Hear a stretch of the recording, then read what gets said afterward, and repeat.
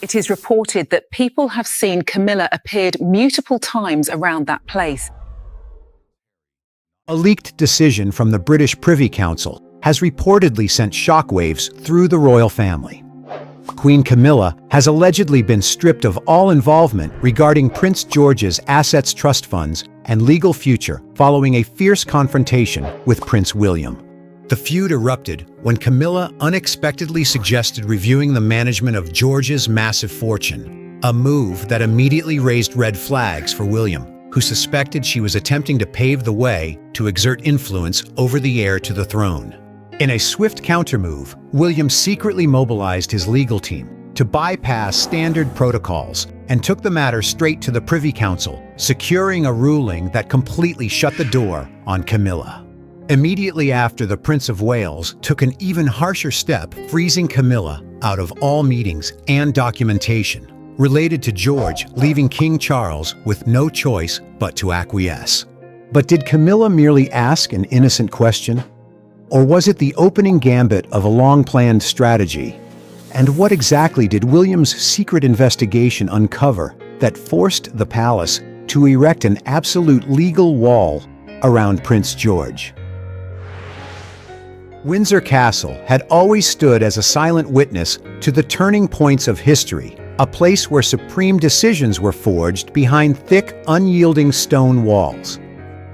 In the quiet stillness of a late afternoon, a routine meeting inadvertently ignited a fierce subterranean war. Queen Camilla, who had navigated decades of tumultuous shifts within the British royal family to secure her place beside King Charles, sat across from the Prince and Princess of Wales. Since the historic coronation, her relationship with the direct heirs had maintained a facade of measured respect. Yet beneath the surface lay invisible boundaries that had never been erased.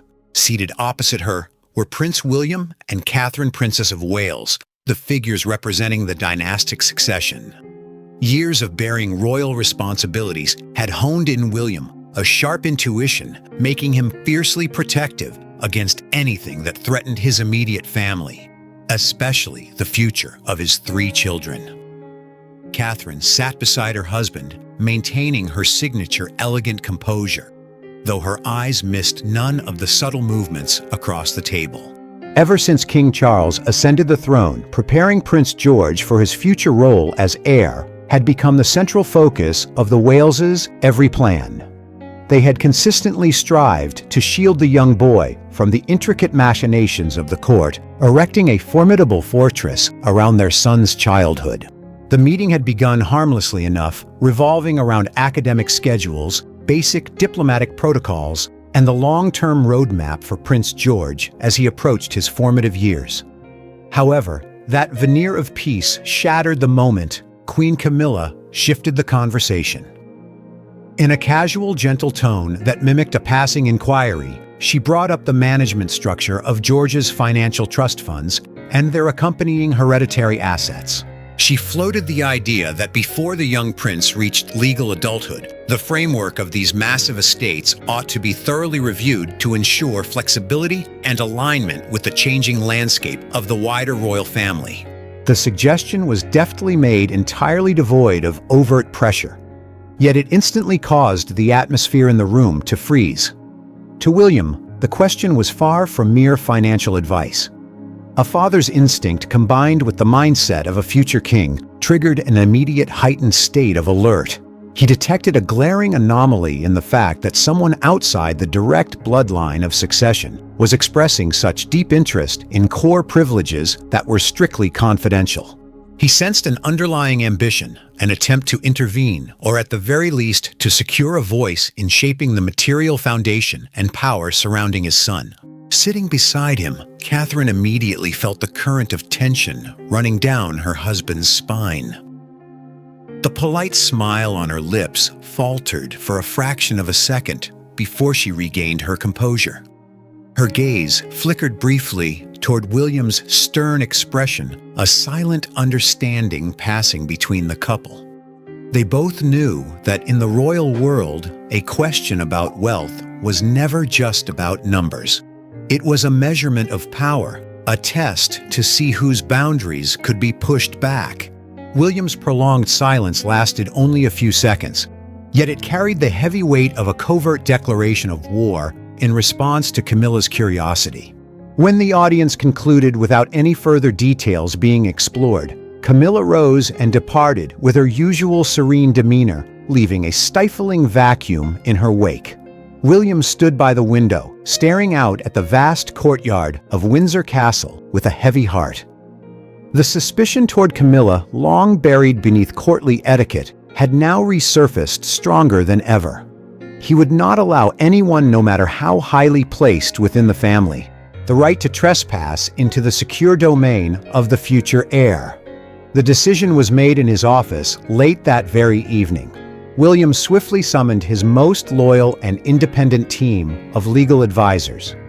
He demanded a comprehensive review of all documents, mandates, and constitutional mechanisms regarding Georgia's assets, prepared to erect the most unyielding legal wall that no one could breach. The urgent summons from the Prince of Wales was dispatched into the night, activating a legal apparatus that operated in absolute silence, yet with terrifying efficiency. By the very next morning, an isolated study at Kensington Palace had transformed into a miniature command center. William's top legal team, comprised of the sharpest and most loyal minds in jurisprudence, began throwing themselves into a comprehensive review. They meticulously turned each time-stained page, analyzing every word and every clause regarding the rights of succession, isolated trust funds, and the entire framework of hereditary assets established exclusively for Prince George. The caution was palpable on every strained face, for they understood that even a minor oversight in interpreting royal protocols could create a loophole for outside forces to exploit. Throughout the days the review took place, the atmosphere at Clarence House, the residence of King Charles and Queen Camilla, carried an entirely different undertone, one that was suffocating and rife with calculation. Camilla did not appear at Kensington in person, but her invisible presence hovered over every single move.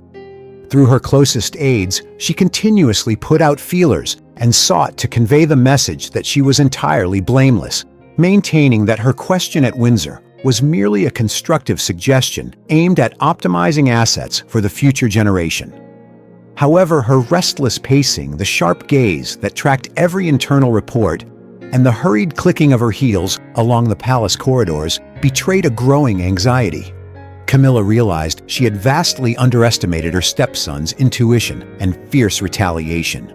Her design to expand her reach was now colliding with a formidable defensive wall that William was actively erecting.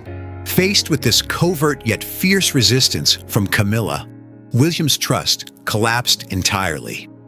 Any justification or explanation from his stepmother was to him nothing more than an attempt to cover up a long-term ambition. A cold detachment settled over the young prince's face. He refused to receive any placating messages and pressed his lawyers to accelerate their pace. Once the legal dossiers were finalized with airtight arguments, William chose not to follow the family's traditional path of quiet reconciliation. He directly signed the order to transfer the thick stack of files to the Privy Council, demanding a formal and legally supreme ruling. This action by William was akin to a blade severing any chance of backroom negotiation, thrusting the matter before the highest legal body of the realm. Caught in the tense vortex between his wife and his eldest son, King Charles, found himself in the most difficult position as both the head of the monarchy and a father. He spent long hours in his study staring thoughtfully out the window, weighing the stability of his family against the strict adherence to royal law. Camilla had attempted to use her influence to persuade the king to intervene, hoping to halt the review, or at least keep the dispute strictly within internal walls. Yet, after the fractures the royal family had suffered in the past, King Charles understood that the future of the heir to the throne was paramount, something that could not be compromised by any personal relationship. In a landmark decision, he chose absolute neutrality. The king formally approved, allowing the Privy Council to freely review the case and deliver an independent conclusion without any intervention from the crown. This effectively meant he had tacitly paved the way for legal justice to take its course. The moment the dossier was officially submitted to the Privy Council, an eerie silence descended over the entire British palace network. From Buckingham and Windsor to Kensington, all activities seemed to slow to a crawl, giving way to an anxious wait. Advisors from both sides held their breath, monitoring every minor movement from the senior members of the council. William maintained a steadfast demeanor, even though the pressure resting on his shoulders was immense after choosing to elevate a family conflict to a constitutional level. Meanwhile, Camilla confined herself to her private study, acutely aware that the impending verdict would dictate not only her standing in dynastic decisions, but the very boundaries of a queen consort's power. The silence that hung over the Great Hall, where the British Privy Council convened, was finally broken by a historic document. The moment the red royal seal was pressed onto the official verdict, a shockwave instantly reverberated through the ancient corridors of the palaces. The declaration was couched in steel-cold, rigorous legal language, yet it was so clear as to be irreversible. Queen Camilla possessed no authority, whether direct or indirect, over the inherited assets. Isolated trust funds, or any legally protected estates, reserved exclusively for Prince George. This decision was akin to an iron lock permanently shutting every door Camilla had ever hoped to nudge open, completely separating her ceremonial role from the economic and power foundation of the heir to the throne. At Clarence House, when a copy of the ruling was delivered to Camilla, the space around her seemed to freeze. The woman who had always been proud and maintained her composure through every royal storm now stood stunned, her fingers gripping the edge of the paper so tightly that her knuckles turned white. Her eyes stared fixedly at the black letters printed starkly on the white paper, as a sense of bewilderment mingled with bitterness welled up in her throat. Camilla realized that William's silent legal intervention had stripped her of far more than a voice in financial matters. It was an open rejection, a devastating blow to the influence she had painstakingly built over all these years beside the king. In stark contrast to his stepmother's shock, Prince William received the news at Kensington Palace with a majestic calmness. He slowly placed the document down on his desk, letting out a long breath as if a 1,000-pound weight had just been lifted from his shoulders. To William, this verdict was not a personal victory to be celebrated, but a supreme and sacred guarantee for his son's future. His gaze drifted out the window, where Prince George was playing in the courtyard, his eyes filled with resolve. His fierce efforts carried out despite the risk of fracturing family bonds had ultimately yielded the deserved result. An inviolable legal boundary had been erected protecting George from any courtly machinations and turbulence even before the boy could protect himself. Meanwhile, all eyes turned toward King Charles, who stood at the center of a painful choice between paternal affection and monarchical duty. In the presence of his senior advisors, the king delivered a formal declaration of immense weight. He affirmed that he fully respected the Privy Council's ruling and would take no action to oppose or intervene to alter the outcome. Though in his heart, King Charles could not help but feel sorrow over the family rift. The constitutional mindset of a sovereign prevailed. He understood that protecting the legitimacy and legal security of the direct heir was the bedrock of the monarchy's survival. The king stepping back was the ultimate confirmation that Camilla was entirely isolated in this battle. With the supreme ruling in hand, William had no intention of stopping or letting the matter fade quietly into oblivion. The coldness on the face of the Prince of Wales grew even more pronounced as he began preparing for his next move. No longer a matter of reviews in the shadows or messages conveyed through aides, William decided he would confront Camilla directly in the presence of King Charles.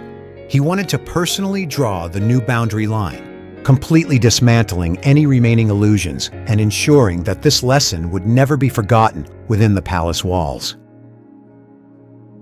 The small drawing room at Buckingham Palace was plunged into a tense, suffocating silence as the three most powerful figures of the monarchy faced one another.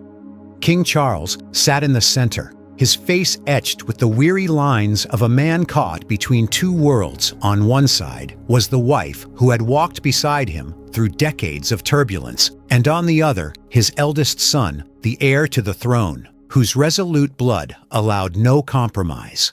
The king's presence in the room was not that of an arbitrator, but rather a compulsory witness to an irreversible turning point for the dynasty. Prince William stood tall, projecting the commanding and majestic demeanor of a future sovereign. The dossier containing the Privy Council's verdict was placed gently yet decisively onto the polished mahogany table, making a sharp, distinct sound that echoed like a warning bell. His ice-cold eyes locked onto Camilla, devoid of the slightest hesitation or deference.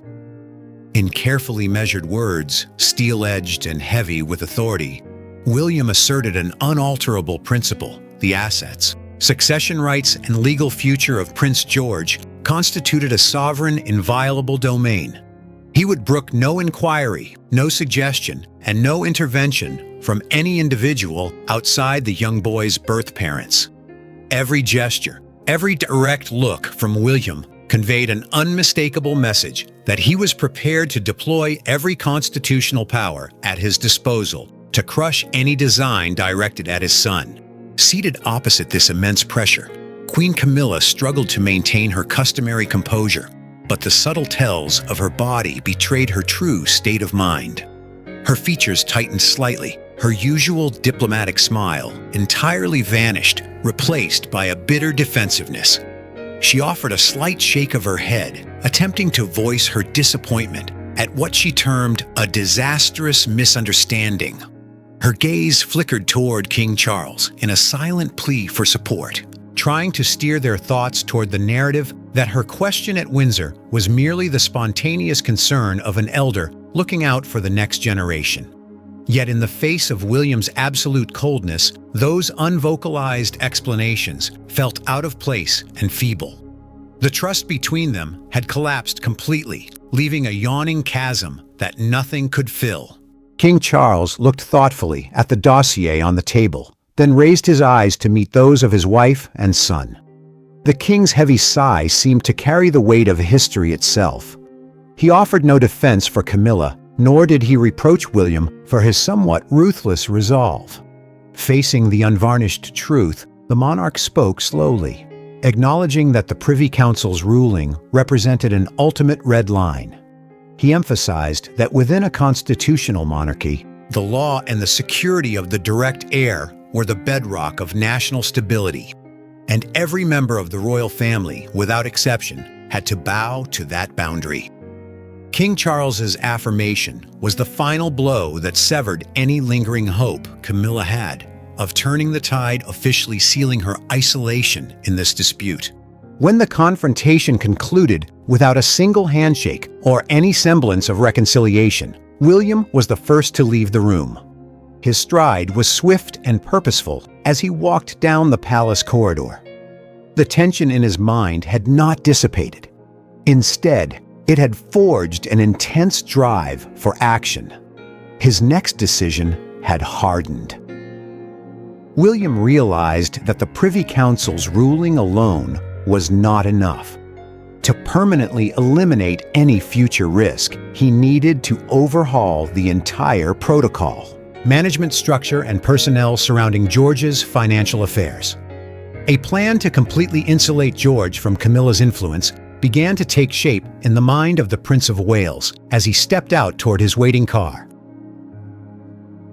Immediately following the fiery confrontation at Buckingham, Prince William lost no time in translating his designs into reality, launching the most comprehensive and radical administrative overhaul ever seen at Kensington Palace.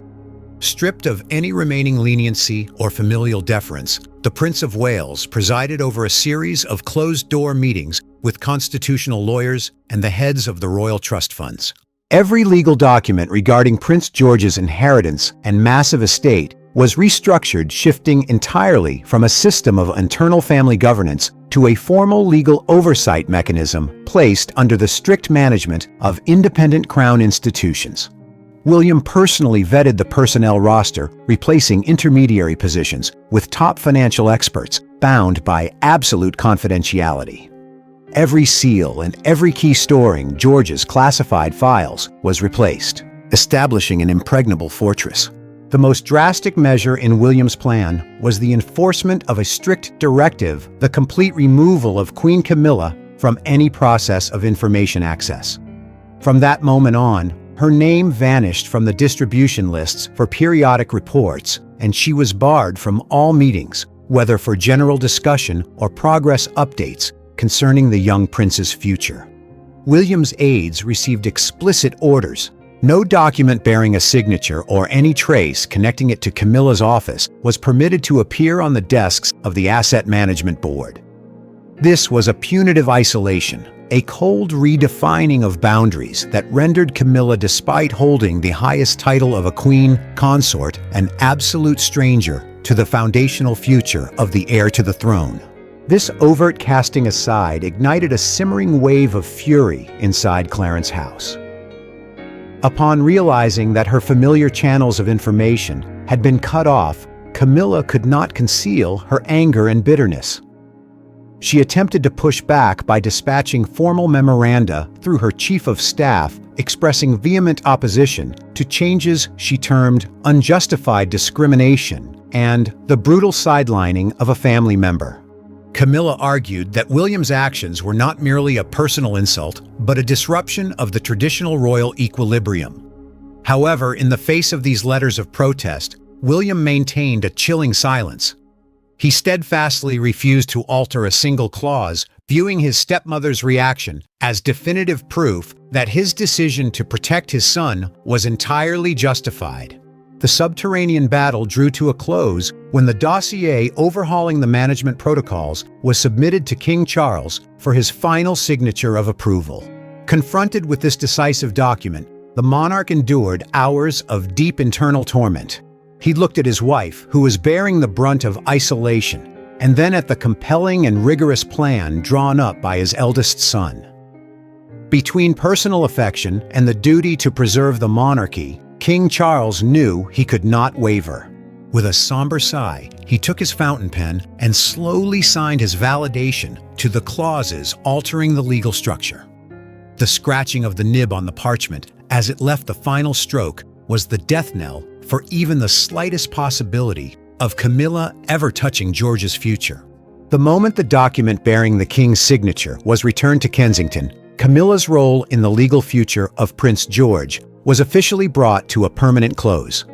She retained her crown, and she continued to appear in splendid attire at state ceremonies, but behind that glittering facade, her actual power had been drastically diminished. Although every legal process had been carried out within the strict confidentiality of the court, an information leak from senior courtier sources suddenly caused the matter to spiral out of the royal family's control. Within a matter of hours, details of the Privy Council's shocking verdict and the Prince of Wales's administrative purging campaign flooded the front pages of London's major broadsheets. The event instantly ignited a lively and fierce debate across Britain. From live television commentary programs to in-depth analyses by constitutional experts, public opinion began dissecting every detail of the subterranean crisis. The vast majority of the public and observers viewed this as a significant historical milestone, a steel-clad testament affirming the inviolable boundary between the purely ceremonial power of Queen Camilla and the absolute legally protected rights of the heir to the throne. For Camilla, the media exposure felt like an invisible sentence weighing heavily upon her shoulders each time she appeared in public. Though she still donned elegant attire, maintained her prestigious title of Queen Consort, and accompanied King Charles to state events, the glittering aura surrounding her was no longer as intact as before. Her smile before the cameras now carried a sense of strain, and her eyes could not conceal her exhaustion as she faced the scrutinizing gazes of the crowd. Camilla understood that she had completely lost the ability to influence the dynastic legal future. Her actual power had been strictly confined to the realm of ceremonies, leaving a simmering bitterness behind the proud exterior of a woman who had once stood at the pinnacle of courtly calculations. While the rest of Britain was abuzz with gossip, the atmosphere inside the Wales family home at Windsor unfolded in an entirely different kind of peace. Prince William and Catherine, Princess of Wales, had made a unified and steadfast decision. Absolutely, under no circumstances, was Prince George to know anything about the recent legal crisis. They carefully cleared away all the morning newspapers, turned off the news channels on the television, and instructed the team of nannies and aides not to utter a single word discussing the matter in front of the children. For the couple, protecting the pure, innocent childhood of the future king was far more important than dragging the young boy into the complicated power struggles of adults. They wanted their son to grow up with confidence and peace, rather than bearing the psychological burden of dynastic suspicions. Late one afternoon, William and Catherine stood on the veranda, quietly watching George and his siblings happily running around on the lush green lawn of the castle grounds. The young boy's crisp laughter echoed through the peaceful space, entirely detached from the storms raging outside the palace walls. Catherine gently rested her head on her husband's shoulder, her hand tightly clasping his in a silent gesture of shared strength and support. William's features had softened. The tension and coldness of the grueling days of confrontation were now replaced by a warm gaze brimming with a father's love. He knew that the storms he had personally stirred up and dismantled were entirely worth it to secure this peace for his son. The greatest royal crisis since the beginning of the new reign finally drew to a close, leaving behind a structure more secure and defined than ever before. Any ambition or loophole for intervention had been thoroughly eradicated by a flawless system of legal defense. From now on, Prince George's future no longer depended on the shifting tides of personal relationships or the influence of any individual within the palace, but had been placed under the absolute and permanent protection of constitutional law. The British monarchy continued to operate along its trajectory, but deep down, the foundation for the next generation of succession had been securely reinforced, ready to withstand any test of time. After reading this story, do you think Prince William's decisive and somewhat ruthless action in completely isolating Queen Camilla was a justified act of protection for his son, or an overreaction that unnecessarily fractured his family? Share your thoughts with us in the comments section. Remember to like, share, and subscribe for more. Also, click the next video showing on your screen. You will enjoy it.